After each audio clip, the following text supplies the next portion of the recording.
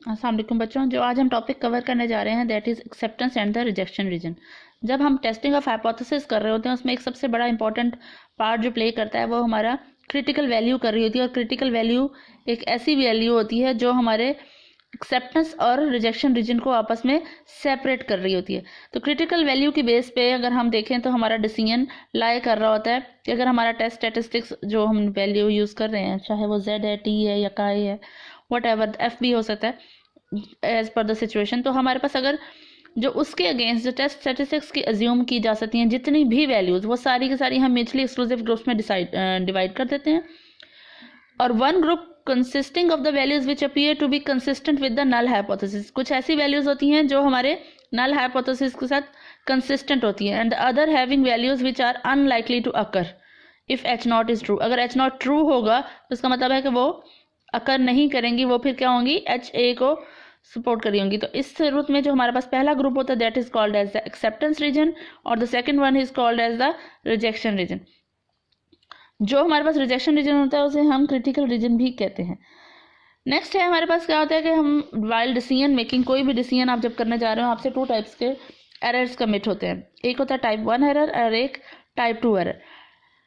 इसकी बड़ी ज़बरदस्त एग्जांपल यूँ है कि अगर आप एक डिसीजन ले रहे हैं और आपको सपोर्ट नहीं कर रहा सैम्पल डाटा कि आप उस डिसीजन को ओके करें या एक्सेप्ट करें, जबकि वो डिसीजन क्या है, एक्सेप्ट होने वाला है, लेकिन आपके पास जो गवाह है या प्रूफ है वो क्या है, उसके अगेंस्ट जा रहा है, तो फिर आप उसे क्या कर देंगे, रिजेक्ट।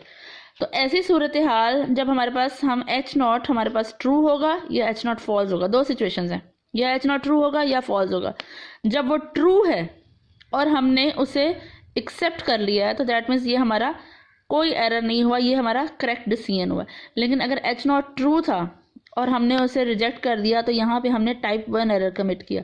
टाइप 1 एरर की प्रोबेबिलिटी होती है अल्फा और करेक्ट डिसीजन की होती है 1 माइनस अल्फा। इसलिए आपने कॉन्फिडेंस इंटरवल में कॉन्फिडेंट जो थे आप वो 1 माइनस अल्फा पढ़ा था। दूसरा टाइप क्या है एरर की कि अगर आपको सिचुएशन है कि आपके पास एच नॉट फॉल्स है, एच नॉट फॉल्स होने में फॉल्स को अगर आप एक्सेप्ट कर रहे हैं तो फिर क्या हो रहा है, आप रॉन्ग डिसीजन कर रहे हैं। फिर आपके पास ये टाइप 2 एरर, और टाइप 2 एरर की प्रोबेबिलिटी होती है बीटा।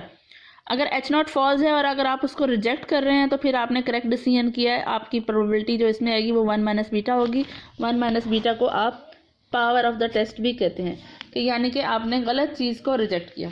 इसकी एग्जांपल ऐसे ले लीजिए जैसे आप एक बेगुनाह मुलजिम को सजाए मौत दे दें, ठीक है, जबकि वो ठीक था लेकिन आपने उसे क्या कर दिया, सजाए मौत दे दी, तो वो आपका टाइप 1 एरर हो गया, वो आपका एक रॉन्ग डिसीजन।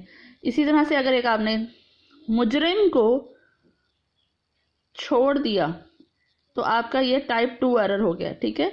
अगर आपने मुजरिम को ही सज़ा दे दी तो ये आपकी पावर ऑफ द टेस्ट है, ठीक है। अगर आपने मुजरिम को सज़ा दे दी या गलत चीज़ को आपने रिजेक्ट कर दिया तो वो आपकी पावर है।